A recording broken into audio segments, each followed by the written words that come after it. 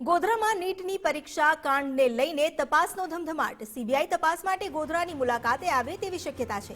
સરકારે આ સમગ્ર કેસની તપાસ સીબીઆઈને સોંપવાનો નિર્ણય કર્યો છે. પોલીસે મુખ્ય આરોપી સહિત કુલ 5 શખ્સની ધરપકડ કરી છે. પરશુરામ રોય, તુષાર ભટ્ટ, આરિફ વોરાની ધરપકડ કરવામાં આવી હતી. વધુ તપાસ બાદ વિભોર આનંદ અને પરશુરામ વર્માને ઝડપી પાડવામાં આવ્યા હતા. 5 આરોપીની ધરપકડ કરી જરૂરી પુરાવા પણ એકત્ર કરવામાં આવ્યા છે. વધુ જાણકારી લઈએ સંવાદદાતા નામદેવ પાટીલ પાસેથી. નામદેવ, હવે સીબીઆઈની ટીમ પણ અહીં આવીને તપાસ કરે તેવી જાણકારી મળી રહી છે. શું અપડેટ?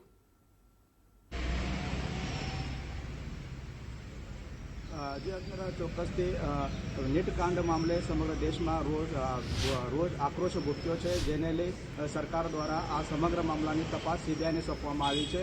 ત્યારે ગત 5 મેના રોજ ગોધરાના જલરામ ખાતે કેન્દ્ર ખાતે જે યોજવામાં આવેલી જે નીટ પરીક્ષા છે તેમાં ભારે ગેરરીતિ આચર્યો હોવાની જે ષડયંત્ર છે તે સામે આવતું, જેને લઈ જિલ્લા શિક્ષણ અધિકારી દ્વારા એમાં મુખ્ય સૂત્રધાર જેવા તુષાર ભટ્ટ, પરશુરામ રોય અને આરિફ વોરા સામે ગોધરા તાલુકા પોલીસ મથકે ગુનો નોંધવામાં આવ્યો હતો અને પોલીસે આ 3 આરોપીને ગણતરીના દિવસોમાં જ ધરપકડ કરી હતી અને તેની પૂછપરછ કરવામાં આવી હતી, જેમાં અનેક ખુલાસો સામે આવ્યા હતા. જેમાં અન્ય 2 જલરામ સ્કૂલના જે આચાર્ય છે પરશુરામ શર્મા, તેઓની પર ધરપકડ કરવામાં આવી હતી અને જે વિભોર આનંદ છે તેની પર બિહારથી ધરપકડ કરી. એમ કુલ મળી 5 આરોપીની ધરપકડ કરી વધુ પૂછપરછ કરતા જે જરૂરી દસ્તાવેજો છે, પુરાવા છે, તે કબજે લેવામાં આવ્યા હતા અને હાલ સમગ્ર જે મામલે છે તેની તપાસ હાલ પોલીસ દ્વારા હાથ ધરવામાં આવી છે. ત્યારે સરકાર દ્વારા આ જે સમગ્ર મામલે છે, સમગ્ર મામલે સીબીઆઈને તપાસ સોંપવામાં આવી છે. ત્યારે મળતી માહિતી મુજબ આજ રોજ જે સીબીઆઈની ટીમ છે એ ગોધરા ખાતે આવવાની શક્યતાઓ વર્તાઈ રહી છે અને આ સીબીઆઈની ટીમ દ્વારા જે જલરામ સ્કૂલ છે, જે કેન્દ્ર છે, તેની પર સ્થળ તપાસ કરવામાં આવશે અને પોલીસ પાસે જે તપાસ અધિકારી છે તેઓ પાસે જે સમગ્ર મામલાના જે દસ્તાવેજો, જે કેસ પેપર છે તે લેવાની શક્યતાઓ વર્તાઈ રહી છે.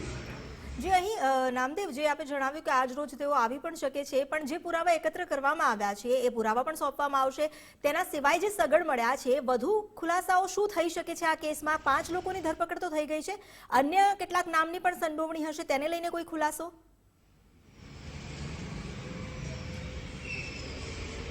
જે હાલ તો પોલીસ દ્વારા જે સમગ્ર મામલે તપાસ કરવામાં આવી છે તેમાં અગાઉ જે 3 ઇસમો સામે ફરિયાદ દાખલ કરી, 3 ઇસમોની ધરપકડ કરી હતી અને વધુ આ 3 જણને જે પૂછતાછ કરવામાં આવી તેવા અન્ય 2 જણની સંડોવણી કરવામાં આવી.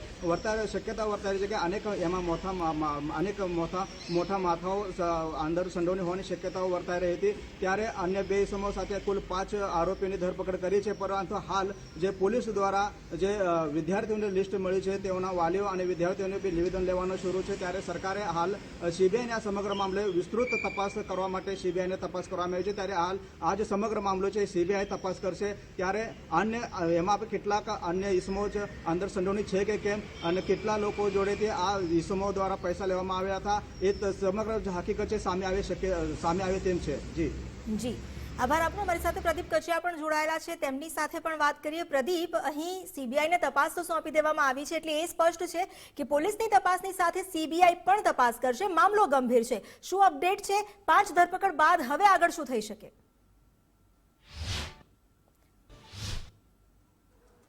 બિલકુલ અમિતા, આ કેસની અંદર, નીટની પરીક્ષાના કેસની અંદર પંચમહાલ ખાતે પ્રાથમિક તપાસની અંદર જ્યારે 3 લોકોના નામ સામે આવ્યા હતા, તે 3 વ્યક્તિઓની સામે જે છે તે ફરિયાદ દાખલ કરવામાં આવી હતી. ત્યારબાદ એ 3 વ્યક્તિઓના જે છે તે ધરપકડ કરવામાં આવી હતી કે જેમાં પરશુરામ રોયની સાથે સાથે તુષાર ભટ્ટ અને આરિફ વોરાને રાજસ્થાનથી જે છે તે ધરપકડ કરવામાં આવી હતી. પરશુરામ રોયની જે ધરપકડ કરવામાં આવી હતી એ પરશુરામ રોયની વડોદરા ખાતેથી ધરપકડ કરી હતી.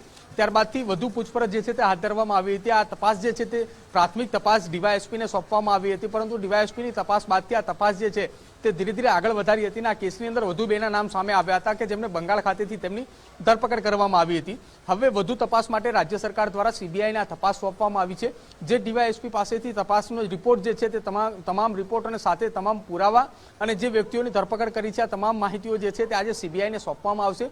સીબીઆઈની એક ટીમ જે છે તે આજે ગુજરાત આવશે અને પંચમહાલ ખાતે તપાસ કરશે અને ગુજરાતના ગોધરાની સબજેલની અંદર જે બંધ આરોપીઓ જે છે તેમની પણ તપાસ કરવામાં આવશે. આ સાથે સાથે મહત્વની કડીઓ એ પણ મળી આવશે કે સીબીઆઈ કેસની તપાસની અંદર અન્ય જગ્યાઓ પર નીટની પરીક્ષાને લઈને જે સમગ્ર મામલો જે સામે આવ્યો હતો તેમની પણ તપાસ જે છે તે સીબીઆઈની ટીમ એક સાથે કરશે. એટલે કે હવે આ કેસની અંદર જેટલો લોકોની સંડોવણીઓ સામે આવી હતી તે તમામને સંડોવણી સામે આવશે અને તમામની સામે કાયદેસરની કાર્યવાહી કરવા માટે પણ સીબીઆઈની ટીમ જે છે તે તૈયારી દર્શાવશે. આ કેસની અંદર મુખ્ય સૂત્રધાર આરીફ વોરા અને પરશુરામ રોય જે છે તેમને માનવામાં આવી રહ્યા છે. આરીફ જે છે તેનું કામ માત્ર વચેટિયા તરીકે 6 થી 7 લોકો જે છે તે પરશુરામ રોય સુધી પહોંચાડ્યા હતા અને પરશુરામ રોયે આ તમામ વ્યક્તિઓ પાસેથી લગભગ 10 લાખ રૂપિયા જે છે તે લીધા હતા. આ ભાંડો ત્યારે ફૂટ્યો આવશે કે જ્યારે આ નીટની એક્ઝામની અંદર 6 કરતાં પણ વધારે લોકો જે છે તે ફર્સ્ટ રેન્ક સાથે આવે છે અને ફર્સ્ટ રેન્ક સાથે આવનારા તમામ લોકો જે છે તે એક સેન્ટરમાંથી હતા કે જેને લઈને હવે સીબીઆઈની ટીમ આજે પહોંચશે અને આજે તમામ તપાસ રિપોર્ટ અને જે અત્યાર સુધીની જે માહિતી એકત્રિત કરી હતી તે ડીવાયએસપી પાસેથી મેળવીને આગળની કાર્યવાહી હાથ ધરશે. જી બિલકુલ, આપ જોડાયેલા રહેજો. તો અત્યારે જે સીબીઆઈની ટીમ છે એ આવશે અને તપાસના ચક્રો ગતિમાન કરશે.